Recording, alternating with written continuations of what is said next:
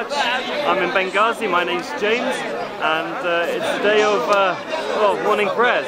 It's just finished, and the people are basically quite happy, chanting and saying that they don't like Gaddafi. Now I'm going to take you over to the media centre, and let's see what we can find there. Okay, so this is the media centre, the central hub of all the rebel anti-Gaddafi sentiment in the whole of Libya. I'm right outside the media centre, and yeah, let's go check it out. Please, stop talking, please, please, okay. please stop talking.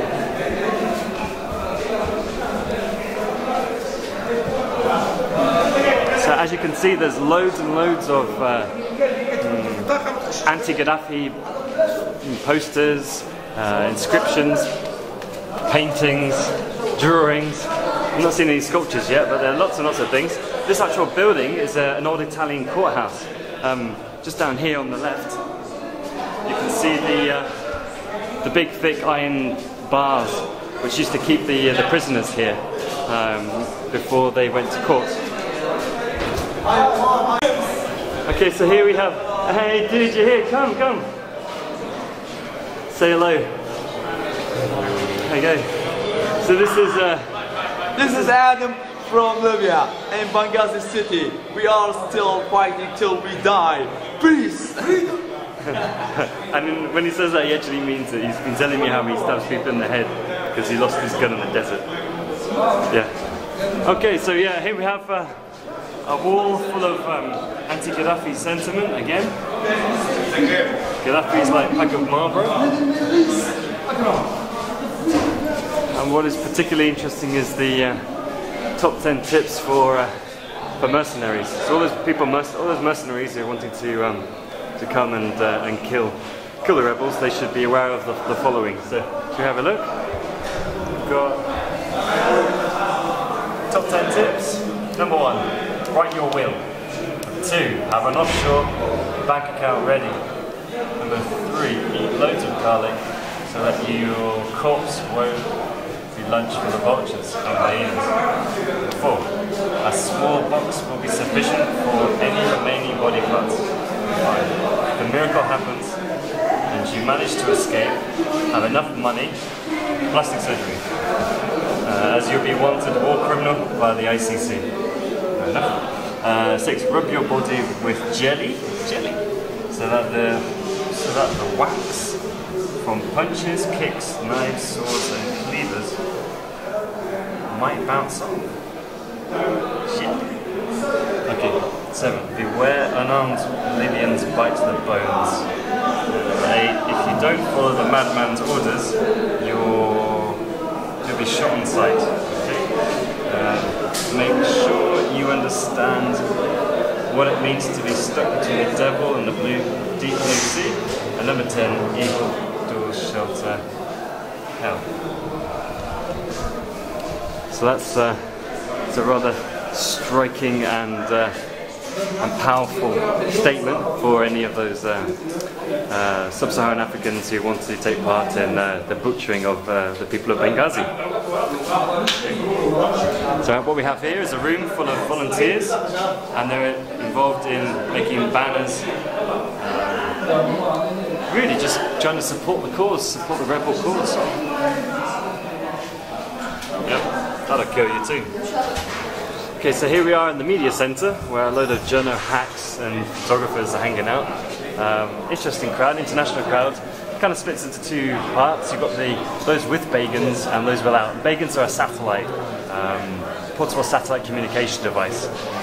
Usually the people who work for Time magazine, top newspapers, TV crews tend to use those, and all the rest are Rat Pack freelancers who are usually self-funded, like me, and we get to use a shitty internet connection. But it's a satellite connection, so whilst this whole area is out without internet, we get to use the satellite connection, and it's great. It works well. It's available 24 hours a day. And here's a great place to meet other photographers, or other journalists, and talk about the day's events, talk about what's happened in the past, such as grenade attacks on hotels like the Ozu, or you know, about 5 different groups of people have been mugged, robbed at knife point, and all their equipment stolen. Generally, it's just good for intelligence and coming back and just telling jokes and taking the piss out of each other, just lighten the spirit. And after yesterday, which was bloody scary, the Grad rocket attack, which almost ended me and my friends, the Indian guys from Headlines Today, and the Italian war correspondent for Rai TV, which is the Italian TV channel. Fortunately, we weren't ended, but when we came back here, we shared war stories. One photographer, American guy, showed me. He told me, "Oh, I got shot." He showed me his leg, and the bullet had gone straight through his calf muscle and not causing any significant damage. And quite blasé about it. I don't know if you get. I guess that's what happens if you come from the States. You get shot and then you go back to work the next day. Okay, so let's carry on. Okay, so here we are in a very important place in the building, the bathroom. As you can see, it's quite a normal bathroom. Come on in, and we've got the guys. I guess that's for girls. Don't have blue paper here. Just have like a hose pipe to wash your bum. This is quite environmentally friendly. You don't use any loo paper. I guess it just depends on making sure you don't get splashback and don't do yourself an enema by accident. But not every bathroom has this kind of view.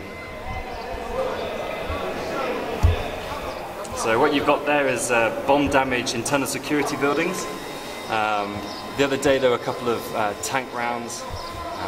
Someone's in the distance over there. I'll give you an interview. Yeah, they're just the other day. Last week there were a load of cases of ammunition and hand grenades lying around in cases, most of which were Russian actually. And yeah, I know it's somewhat quite disconcerting all this, but it's also quite reassuring to have 24-hour guards so close to the media centre. Okay, that more or less sums up our tour. I think we'll end up by taking a look at the press conference room. Okay, so here we are in the press conference media centre. We've got some ginormous big cameras there from the 1990s, I guess, or could even be 1980s. And what they use here is to make presentations. So you can see behind, just over here, you've got some nice branded backdrop, like a photo call. So when they're making the television presentations, the person sits there and they've got this nice backdrop. It's a bit kind of like Al-Qaeda-ish. When I first walked in here, I kind of expected some sort of guy sitting in an orange jumpsuit and a group of guys behind wearing these kind of rags, covering their faces and saying Allah Akbar, Allah Akbar. But no, it's cool. People here are pretty laid back.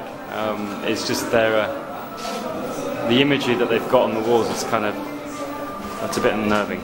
So for example, a vampire-esque Gaddafi monster. Yeah. And finally, we just end up by looking out over. This is the end of the prayers. In the distance, you can see other people just chilling out, chanting, and generally just showing how they feel. And the song that's playing is a very famous song. I promise what it's called, I'll find out for you, but it's a very special song and it unites all the people.